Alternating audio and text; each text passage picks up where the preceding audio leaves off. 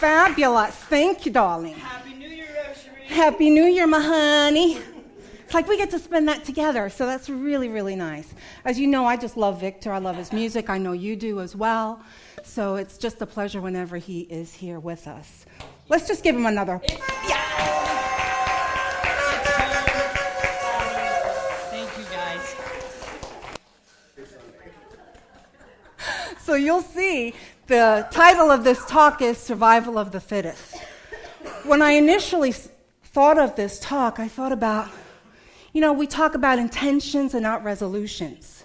So I was going to talk about, instead of deprivation during the beginning of the year, let's look at our abundance and do that shift. But we talk about that pretty much every year. And as I was trying to write, it was like, no, that's not what you're going to be writing about. I was like, yeah, but I really want to write about. No, that's not what you're going to be writing about.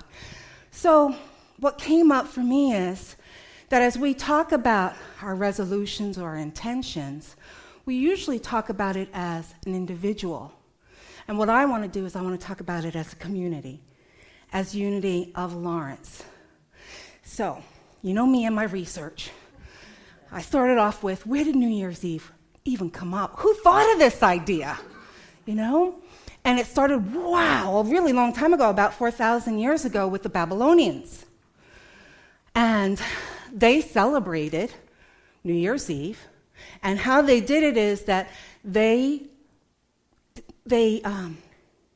made promises to their gods. And for example, you'll see that there is Marduk,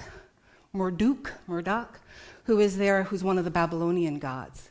And in that, they were hoping that they would make enough promises that the God would answer their needs and calls for the year, so it would be a fruitful and healthy new year.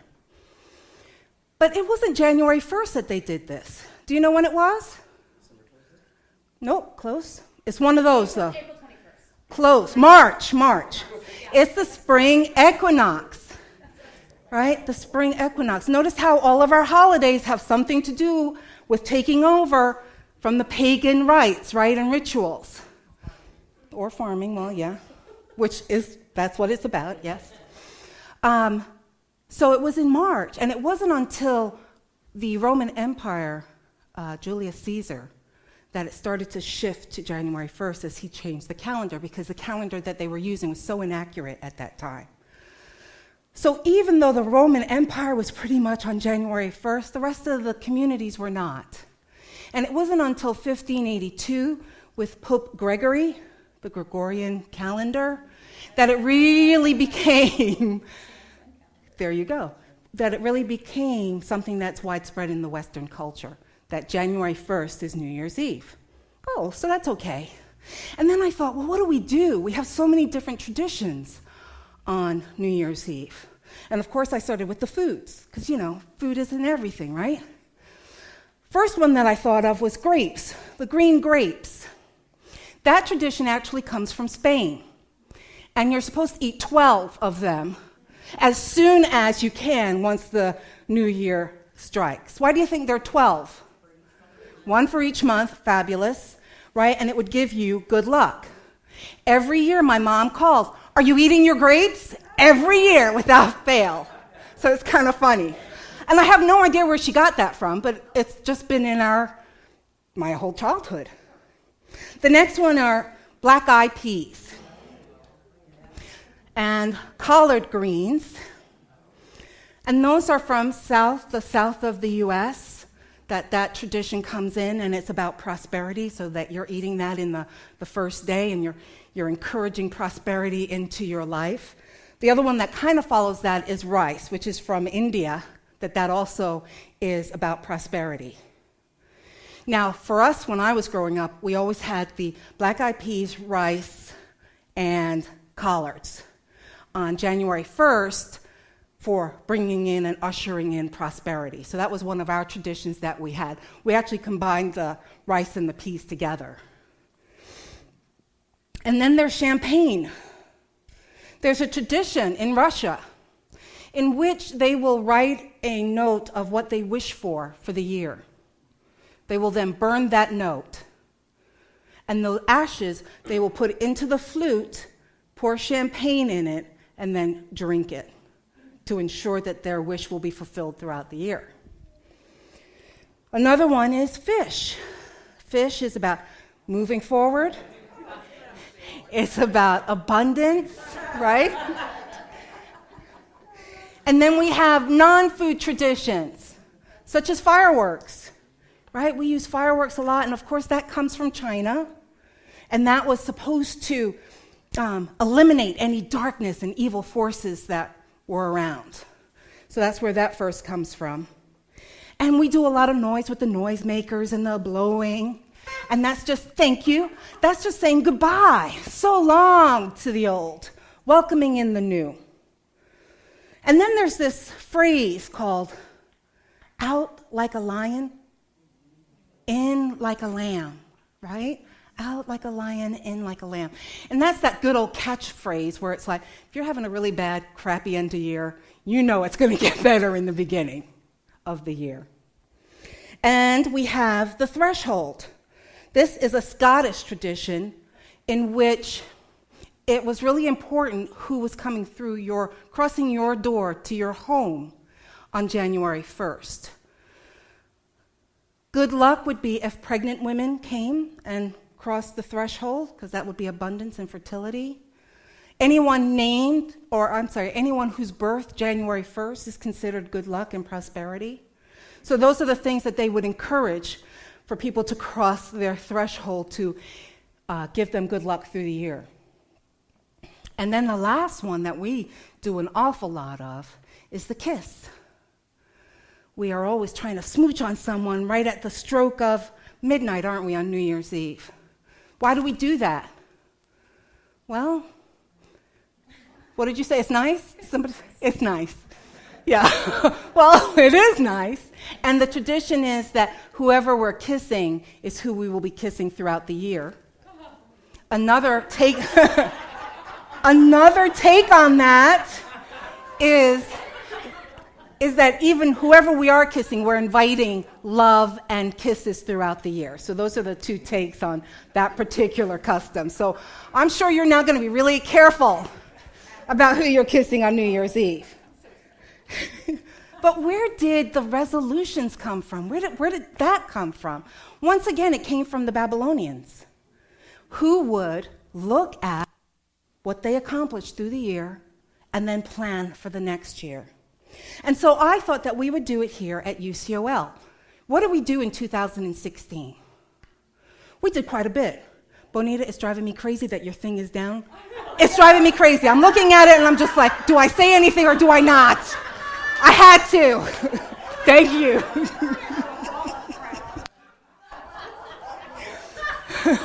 So what did we do in 2016? Well, first, you got me. I joined here. And so that's a really big plus. Thank you. Thank you. Ah! Thank you. Thank you. Thank you. And then what we did is we moved the bookstore. And we rearranged the bookstore. And Nancy did some amazing stuff over there. Big change. That's right. Woo-woo! I need my thing. Yeah. There we go. Then what did we do? We did a major clean out, didn't we? We had that dumpster. We had 20-something people show up to help clean out all of the things that churches do. And we just kind of say, well, we could use that maybe sometime. And it just accumulates. And we did that here and over at the annex. And what that does is that releases the energy, doesn't it? Allowing new to come in.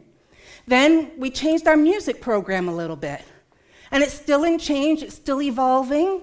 It hasn't rested yet, and I kind of like that, because you never know what's going to happen when you come in. Who's going to be the musician? What the flavor's going to be like? I like that. That's a lot of energy. And then we did live streaming and taping the video of the talk, so that's a big deal. That's an attempt to get our message out to other people, so that they know that we are here and what we're about. We've had book studies and classes and workshops. We've had some guest speakers like E.J. Niles and Martha Creek come in and do workshops and talks. We got the brand spanking new projector and screen. Woo!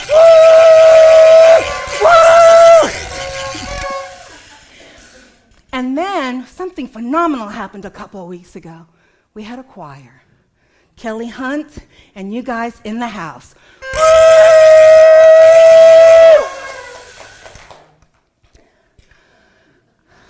And we've also had some losses this year.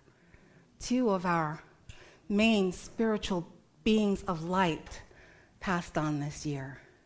And so there's been, Johnny, are you okay? Okay.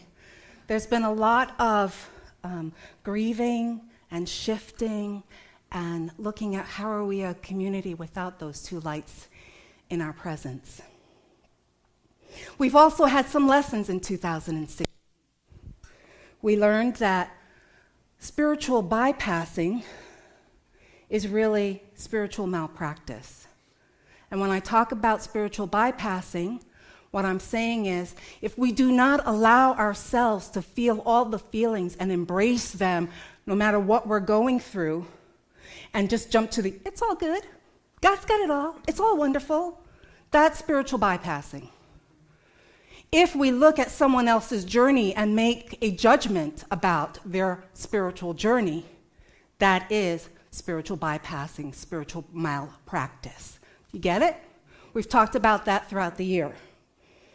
Another lesson that we learned is about embedded beliefs. That we all have embedded beliefs that drive us, and that it's real important for us to look at those beliefs, because if we try to put unity teachings on top of that, we then wonder how come it's not working. It won't work because we have those beliefs that we still allow to drive us. And so it's so important for us to look at and become aware of what our embedded beliefs are. Do we still secretly believe that God is going to grant our wishes? Do we secretly still see God on the throne? Do we still think that there's limbo, there's hell, there's heaven? All of those things, whether we vocalize them or not, but if we secretly believe that, that is going to determine how we operate in the world. Can I get an amen? Amen. We also learned how to live in the question. Because as a new community for me, and you getting to know me, right, we don't know how we're going to evolve and shift or not. And so we've had to learn how to live in the question of what is. What are the possibilities? Without being uncomfortable.